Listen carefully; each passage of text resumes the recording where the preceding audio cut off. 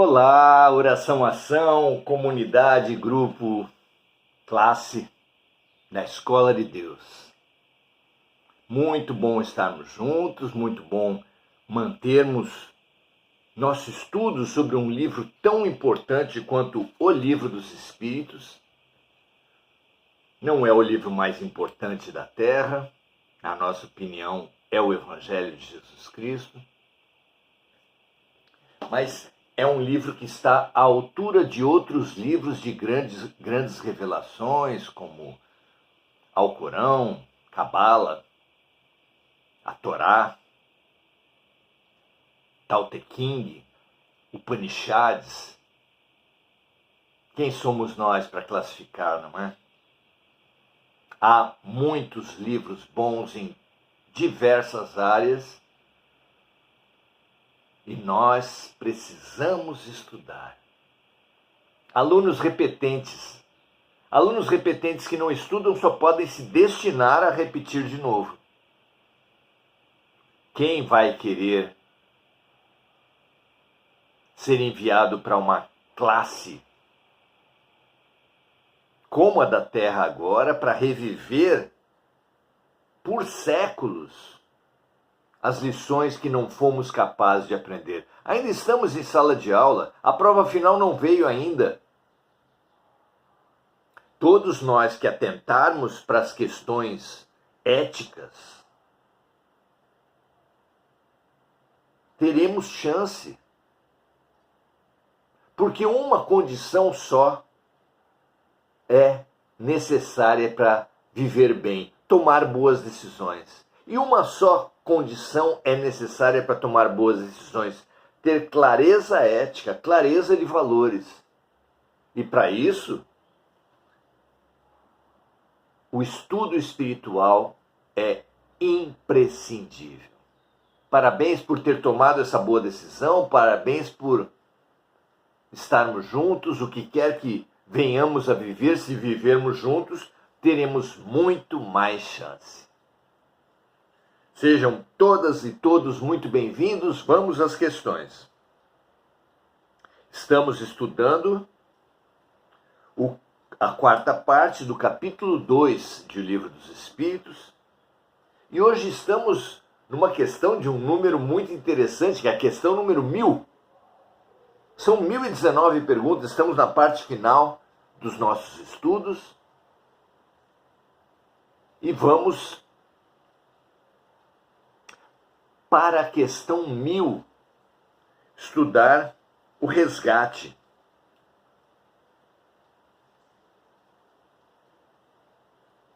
A física, a lógica, dizem para nós que para toda causa, para toda consequência tem uma causa, todo efeito tem uma causa.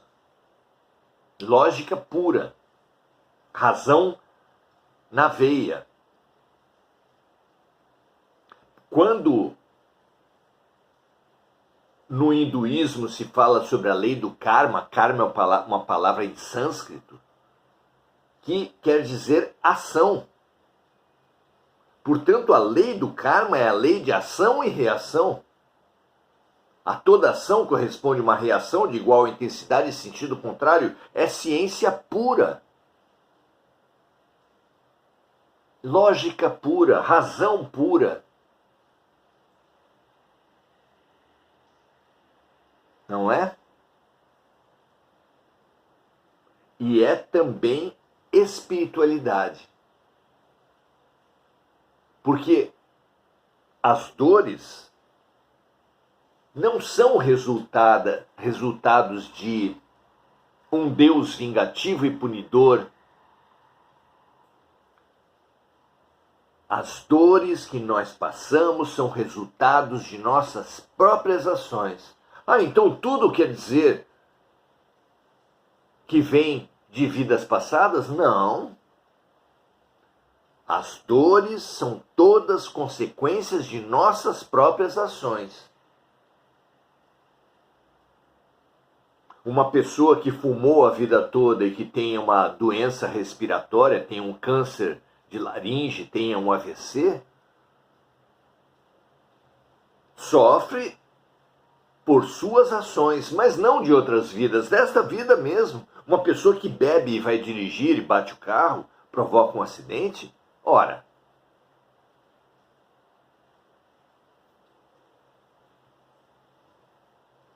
claro, uma pessoa que sai atirando e mata alguém,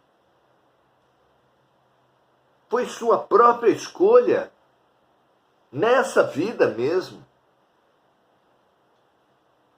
Ainda que se prejudicamos alguém, se acertamos alguém com nossas armas, ou machucamos alguém com nossos carros, pode haver uma implicação de vidas passadas. Mas a imprudência, o risco, o abuso, a violência, fomos nós que praticamos e ainda nessa vida, claro.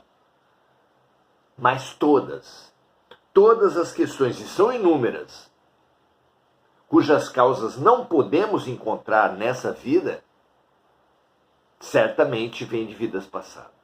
Porque não há nada, nenhum efeito sem causa. Diz a ciência, diz a lógica, diz a física, diz a razão. E a fé não se opõe à razão. Ao contrário, a fé deve estar lastreada na razão para ser forte.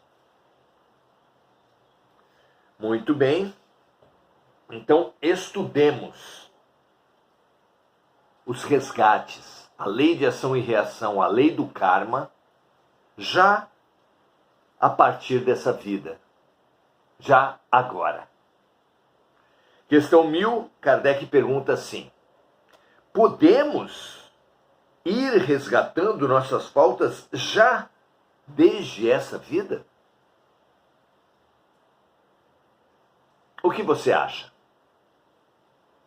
É possível, por uma ação corajosa e lúcida, começarmos a consertar o que fizemos de errado desde já? Vamos à resposta dos amigos espirituais. Sim, dizem eles, pela reparação dos erros, mas o homem não deve pensar que irá resgatá-las por meio de privações simples, ou por meio de doações após a morte, quando ele não terá mais necessidade de nada. Há pessoas que pensam resgatar erros, se impondo sofrimentos físicos, se mutilando, se chicoteando, boicotando as oportunidades de ser feliz. Muitas pessoas se boicotam. O auto-boicote é um fenômeno muito claro e precisa ser estudado. Quantas pessoas ficam repetindo e repetindo, repetindo, eu nasci para sofrer? Que isso? Que Deus é esse que teria enviado uma criatura à Terra que fosse com o destino de sofrer? Claro que não. O nosso destino é aprender. Ah, mas e as crianças que nascem com doenças congênitas? Crianças que passam fome desde o nascimento? Crianças que se mostram drogadas, usuárias de drogas na própria barriga da mãe? Já nascem em síndrome de abstinência? Não nasceram para sofrer? Claro que não. Claro que não. Se estão sendo chacoalhadas vigorosamente, é porque foi o recurso que sobrou à pedagogia divina. Nós, para comermos uma banana madura, nada mais precisamos além das nossas mãos.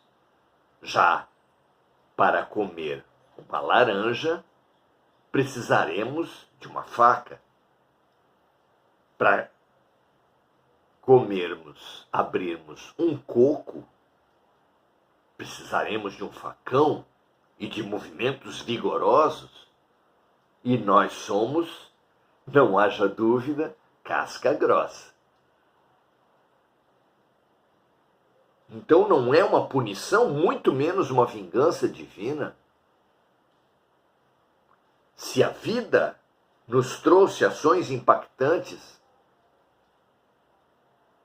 é porque nós mesmos fomos cegos ao caminho suave. Se não aprendemos pelo amor, vai pela dor. Porque Deus nunca desiste de nós. Essa certeza é até encorajadora. Vocês não acham?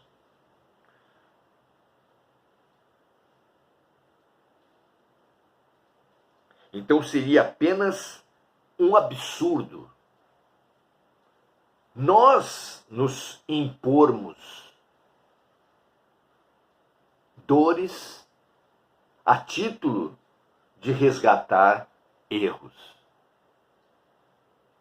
Não é assim que funciona, não é assim que evoluiremos.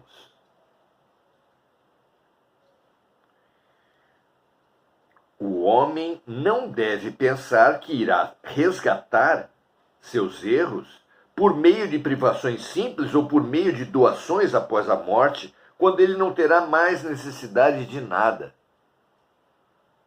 Deus não leva em conta um arrependimento inútil, de fácil execução e que custa apenas o esforço de se bater com a mão no peito. Claro que não. A perda de um dedo no trabalho, por exemplo, apaga mais faltas que o sacrifício do corpo suportado durante anos, sem outro objetivo além de fazer o bem para si mesmo.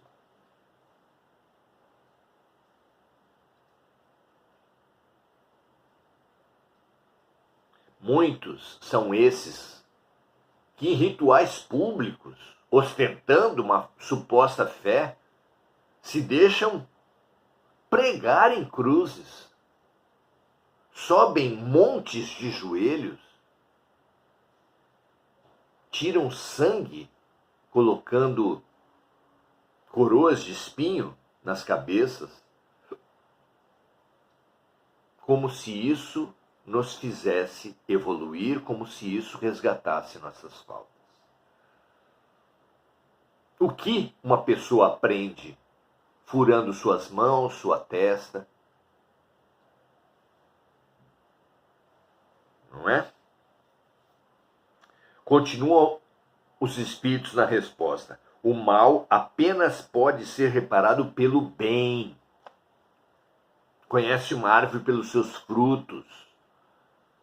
Apenas a prática do bem pode resgatar o mal. E qual é o bem que pode advir de uma automutilação? Não é? E a reparação não tem nenhum mérito se não atingir o homem no seu orgulho e nos seus interesses materiais. De que lhe adianta restituir após a morte os bens que adquiriu de uma maneira irregular e dos quais tirou proveito durante a vida? E que agora para nada mais lhe servem. Agora, após a morte, agora quando não estamos mais na matéria, claro, os bens nada mais nos servem. Que tipo de resgate é esse?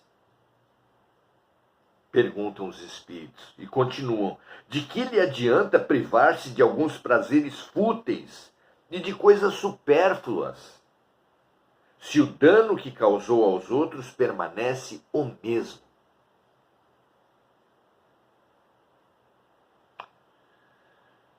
Forte a reflexão, não é? Finalmente, de que lhe serve humilhar-se perante Deus, se conserva seu orgulho diante dos homens?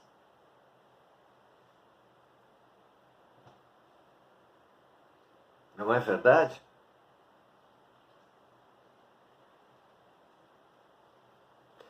A respeito dessa pergunta feita por Kardec, lembramos ainda, por nossa conta,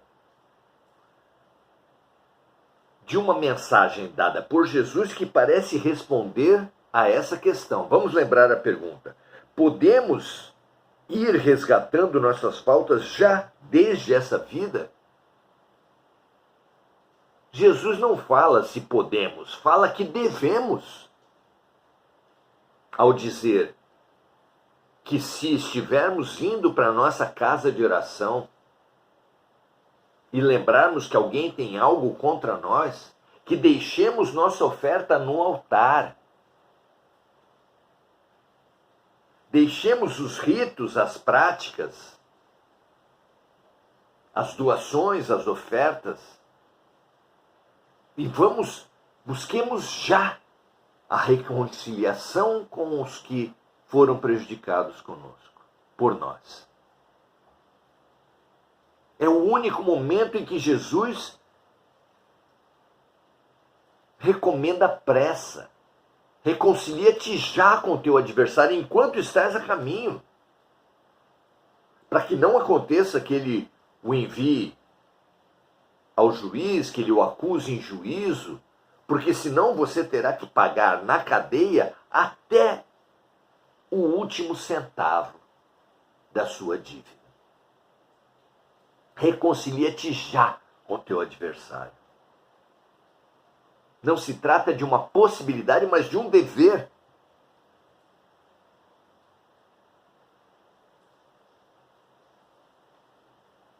É completamente ilusório pensar que com o tempo a pessoa que foi prejudicada por nós vai esquecer.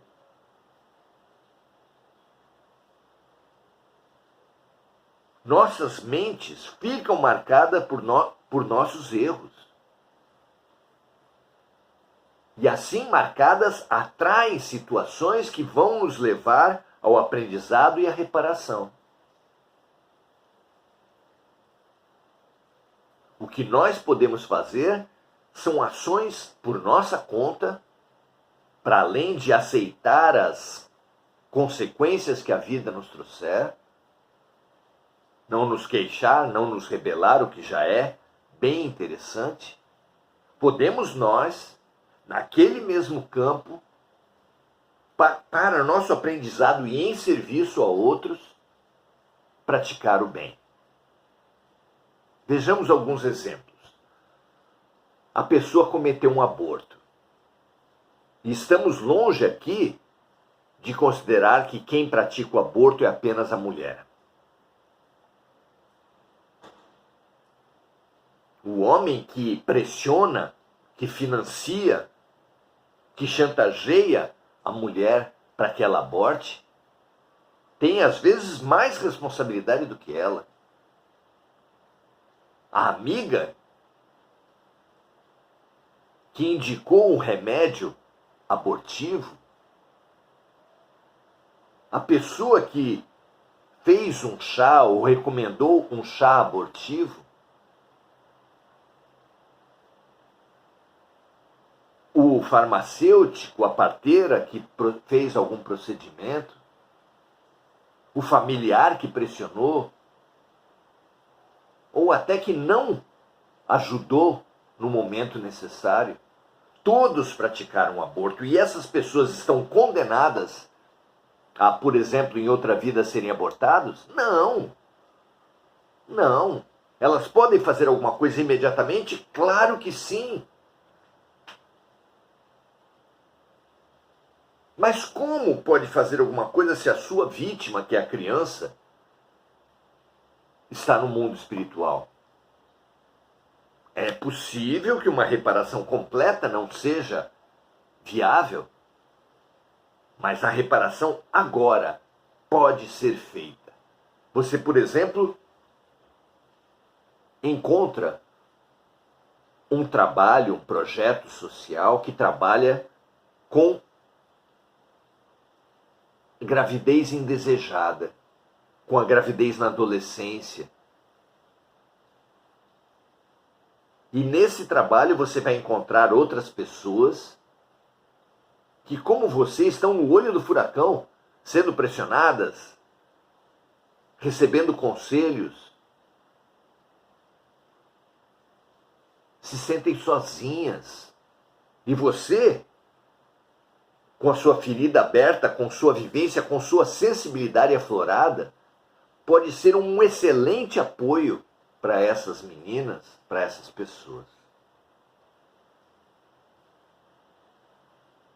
Não é apenas como nos Alcoólicos Anônimos, não é apenas no vício do alcoolismo, das drogas, em diversos outros vícios, que aquele que passou pela situação tem condições, tem autoridade, tem vivência para apoiar melhor aquele que passa agora. Em todas as situações, aquele que experimentou uma privação reúne condições únicas de ajudar, tem autoridade para falar, tem um lugar de fala, como se diz hoje. E isso serve para inúmeras situações. Se você prejudicou uma mãe, uma avó que já faleceu, é a mesma situação. Difícil você reparar aqueles a quem prejudicou diretamente. Mas você pode ir num asilo e fazer algum trabalho de acolhimento e, junto às meninas grávidas, junto ao asilo e às idosas abandonadas, os idosos abandonados, você pode no seu coração lembrar-se daqueles a quem prejudicou e numa oração remeter toda a gratidão gerada, toda a luz gerada, todo o aprendizado gerado àqueles a quem prejudicou, endereçando suas melhores energias para eles. Agora imagine os casos em que as pessoas estão ainda vivas. As inúmeras possibilidades que tem de proceder à reparação já, enquanto estás a caminho, como recomendou Jesus. Na dúvida, pergunte ao seu anjo da guarda. Na dúvida, faça a sua oração antes de dormir e faça uma questão, escreva uma questão, repita essa questão ao seu anjo da guarda. Como faço para reparar o erro que pratiquei contra fulano? Peço ajuda, peço lucidez para ter olhos de ver as oportunidades que certamente a vida me enviará. Faça a sua questão. Repita essa questão por algum tempo até que você se sinta pacificado e com essa paz saia de casa todos os dias com olhos de ver, com ouvidos de ouvir, atento à vida, para poder acolher e aproveitar as oportunidades que a vida certamente lhe enviará. Porque Deus nunca desiste de nós. Assim seja, que todos os que erraram, todas as pessoas, portanto, da terra, possam buscar essa lucidez, essa coragem, essa boa vontade, junto a seus amigos espirituais, seus guardiões, seus anjos da guarda, porque eles são embaixadores de Deus na vida de todos nós. Assim seja. Vamos saudar agora os amigos que estão conosco nesse momento. Rosângela Hauptmann, boa noite, muita reflexão e ensinamentos. Essa sem dúvida é a nossa urgência. Marco Aurélio Trindade diz: em um racional resgate de todo dia. Sem dúvida, todos precisamos, todos, parar de brigar com a vida, parar de nos revoltar, parar de nos queixar. Esses estados mentais doentios são como gasolina no incêndio que não resolvem nada. Ao contrário, pioram a dor e a destruição inutilmente. Mônica Silva, expressando sua gratidão. Sueli Angst, agradecendo os ensinamentos.